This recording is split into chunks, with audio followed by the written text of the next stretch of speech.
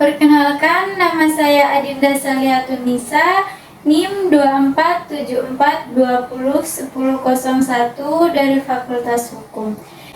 Di sini saya akan memenuhi tugas mata kuliah agama Islam berupa video ceramah singkat tentang Al-Quran sebagai pedoman hidup.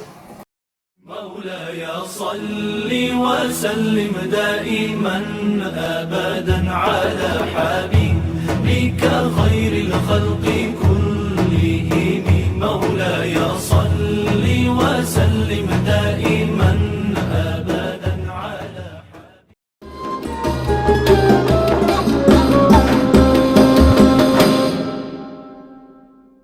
Assalamualaikum warahmatullahi wabarakatuh. Alhamdulillahirabbil alamin wa bihi nasta'in wa ala umurid dunya waddin wassalatu wassalamu ala asrafil anbiya'i wal mursalin wa ala alihi wa sahbihi ajmain. Amma ba'du. Pertama-tama, marilah kita panjatkan puji dan syukur atas kehadirat Allah Subhanahu wa ta'ala yang telah melimpahkan taufik, hidayah, inayah, serta nikmat iman, Islam, dan kesehatan bagi kita semua. Tidak lupa salawat serta salam tetap kita curah limpahkan kepada junjungan Nabi besar Muhammad Sallallahu Alaihi Wasallam yang telah membawa kita keluar dari zaman kegelapan menuju ke zaman yang terang benderang saat ini. Yang saya hormati, dosen pembimbing mata kuliah agama Islam. Pada kesempatan kali ini, saya akan menjelaskan tentang pidato dengan bertemakan Al-Quran sebagai pedoman hidup.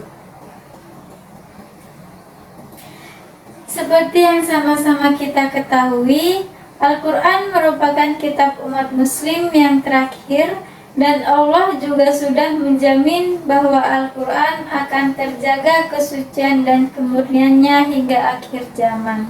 Seperti yang telah dijelaskan dalam Al-Quran surat Al-Hijr ayat 9, Allah Subhanahu wa ta'ala berfirman, Inna nahnu nazzalna adh-dhikra wa inna lahu lahafidhun.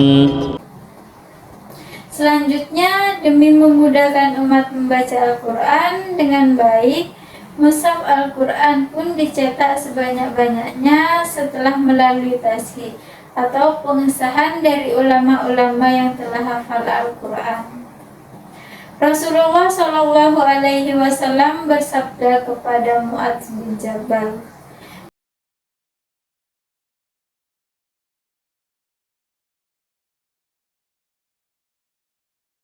melihat dialog yang disebutkan di antara Nabi dan Mu'adz, dapat dimengerti bahwa sumber hukum yang utama adalah Al-Quran dan kemudian hadis.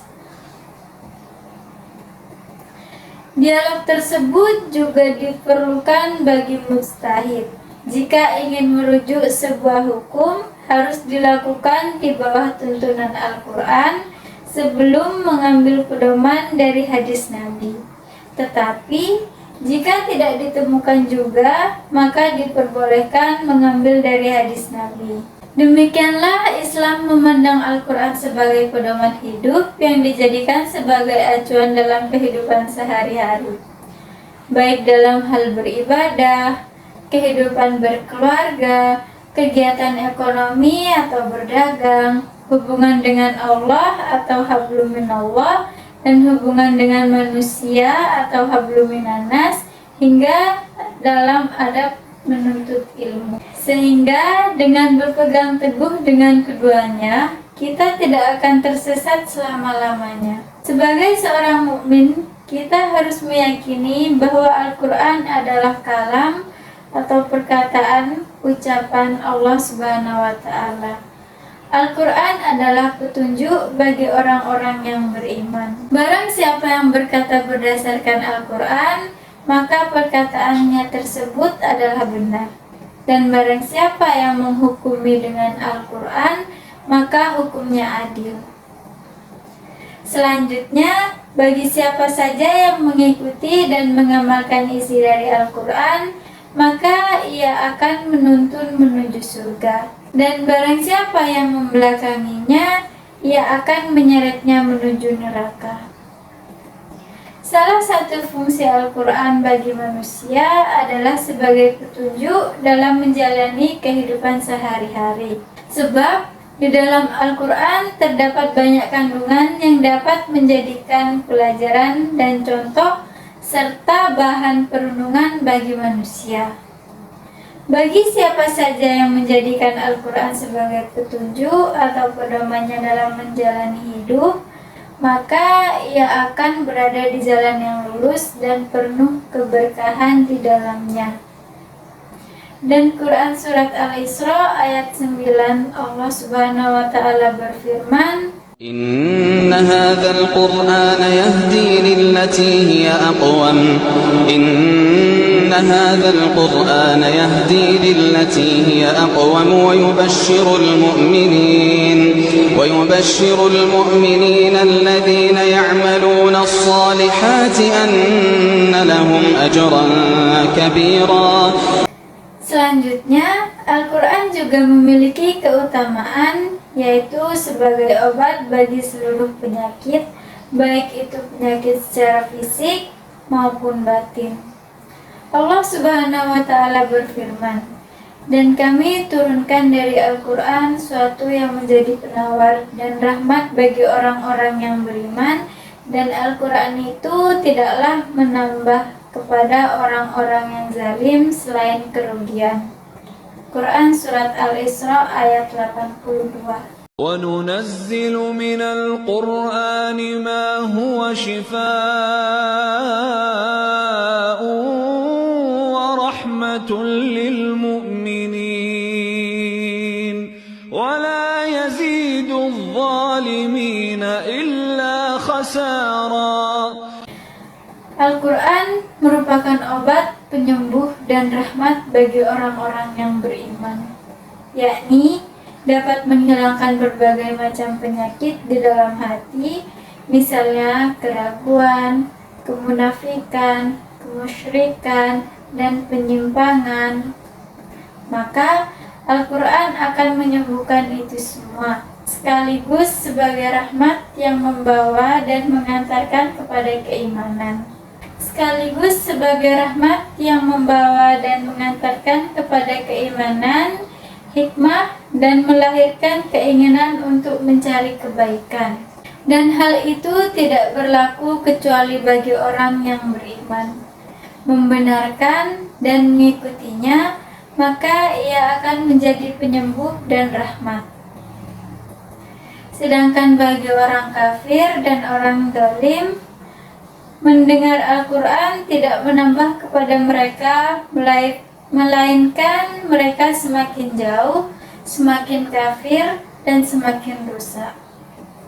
Dan hal itu bukan berasal dari Al-Quran, melainkan dari kekafirannya itu. Al-Quran telah membebaskan kaum muslimin dari kebodohan, sehingga mereka menjadi bangsa yang menguasai dunia pada masa kekhalifahan Umayyah dan Abbasiyah. Kemudian mereka kembali menjadi umat yang terbelakang karena mengabaikan ajaran-ajaran Al-Quran. Dahulu mereka menjadi umat yang disegani, tetapi kemudian menjadi pion-pion yang dijadikan umpan oleh musuh dalam percaturan dunia. Karena mereka dulu melaksanakan ajaran Al-Quran, negeri mereka menjadi pusat dunia ilmu pengetahuan, perdagangan dunia, dan sebagainya, serta pernah hidup makmur dan bahagia. Ayat ini memperingatkan kaum muslimin bahwa mereka akan dapat memegang peranan kembali di dunia jika mau mengikuti Al-Quran dan berpegang teguh pada ajarannya dalam semua bidang kehidupan. Sebaliknya, jika mereka tidak mau melaksanakan ajaran Al-Quran dengan sungguh-sungguh, mengutamakan kepentingan pribadi di atas kepentingan agama dan masyarakat, serta hanya mementingkan kehidupan dunia, maka Allah akan menjadikan musuh-musuh mereka sebagai penguasa atas diri mereka, sehingga menjadi orang asing atau budak di negeri sendiri. Demikian pidato singkat yang dapat saya sampaikan. Semoga bisa memberi manfaat bagi kita semua. Apabila ada kata-kata yang salah, mohon dimaafkan. Saya tutup dengan mengucapkan wassalamualaikum warahmatullahi wabarakatuh.